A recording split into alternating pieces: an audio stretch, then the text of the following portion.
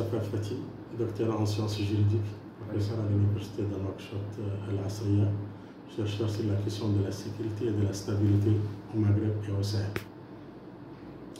Les 10 dernières années ont vu la situation au Sahel se dégrader fortement, notamment quant à la question de la sécurité.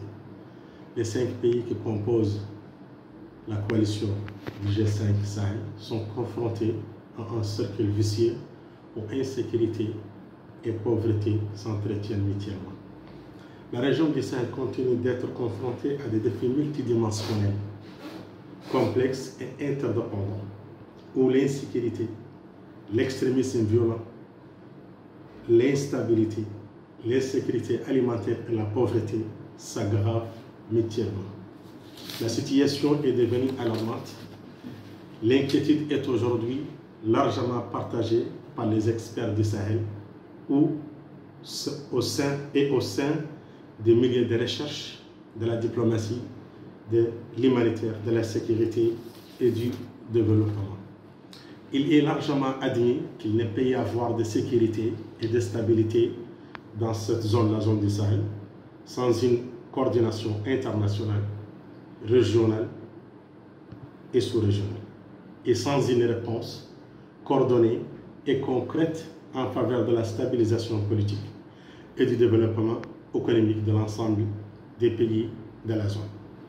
Partant de ce constat, il est très important de signaler le rôle que joue le Maroc au niveau du continent et aussi dans la zone du Sahel. Surtout que le Maroc s'est mobilisé dès les premiers signes de la crise aux côtés des pays de la région, à la fois au sein des enceintes multilatérales, mais aussi sur le plan bilatéral. Le Maroc est devenu un acteur continental, incontournable.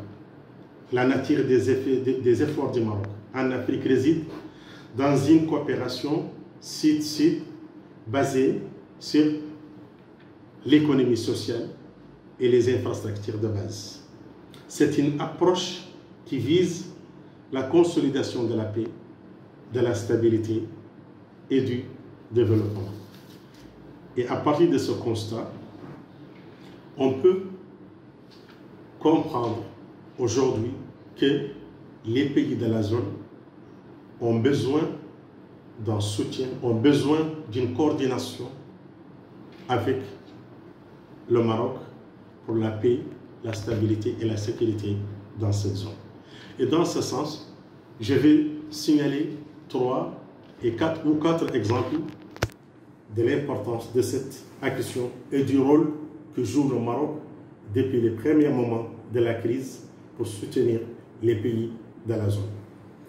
Le Royaume contribue à la lutte contre l'extrémisme violent et à la promotion de la sécurité spirituelle de la région à travers la formation de plus de 1463 prédicateurs musulmans au sein de l'Institut Mohammed VI pour la formation des imams, morchidines et morchidat originaires du Sahel, de l'espace de la CEDEAO et du Gabon.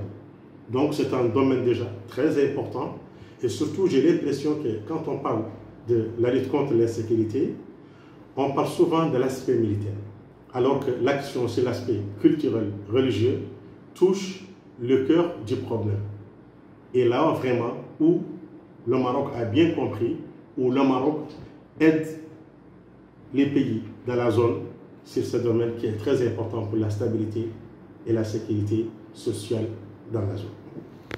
Le Maroc, à travers sa politique migratoire, a procédé à la régularisation de plus de 50 000 migrants en situation irrégulière entre 2014 et 2017, provenant pour la plupart de la région sahélo-sahélienne. Donc on sait très bien que le Maroc, avec cette action, joue un grand rôle important dans l'échange humain, dans les relations entre les populations de la zone déjà, et vraiment cette action compte beaucoup pour la paix et la stabilité dans la zone. Le Maroc partage avec les pays du Sahel son expérience opérationnelle dans la lutte contre le terrorisme, acquise à travers sa mise en œuvre d'une stratégie intégrée de lutte contre le terrorisme.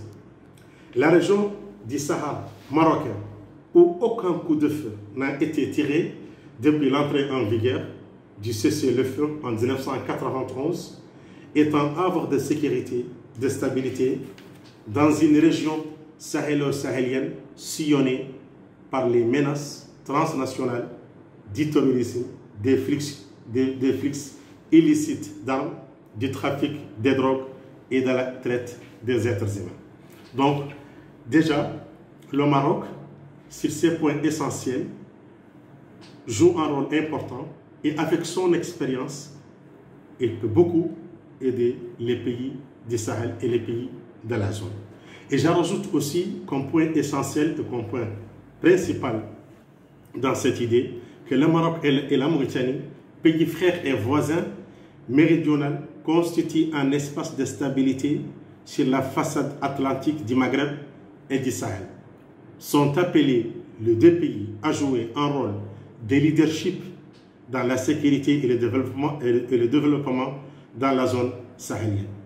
La Mauritanie, pays stable politiquement, socialement, sécurisant ses frontières et enregistrant des performances économiques en termes de croissance et de développement socio-économique, assure actuellement la présidence du G5 Sahel, dont elle abrite le secrétariat permanent et le collège de défense, d'où son importance et son statut de partenariat incontournable ou de partenaire incontournable pour tout effort de lutte contre l'insécurité et la pauvreté au Sahel. Donc, on sait déjà que dans cette zone du Sahel, la Mauritanie, elle se distingue par sa politique de sécurité, par sa stabilité politique et par son développement. Bien sûr, le pays a réussi à travers cette vision à sécuriser ses frontières et à porter sa contribution importante pour la sécurité et la stabilité dans la zone. Et je pense qu'une coordination étroite entre le Maroc et la Mauritanie, elle peut apporter une contribution très importante pour la sécurité et la stabilité dans la zone. Bien sûr que l'échange déjà économique entre les deux pays est très important et je peux dire que le Maroc est le premier partenaire pour l'instant économique pour la Mauritanie. C'est très important en Afrique et je pense vraiment qu'une coordination entre les deux pays, un rapprochement et une action étroite entre les deux pays portera une contribution essentielle et importante pour la sécurité et la stabilité dans la zone. Je vous remercie.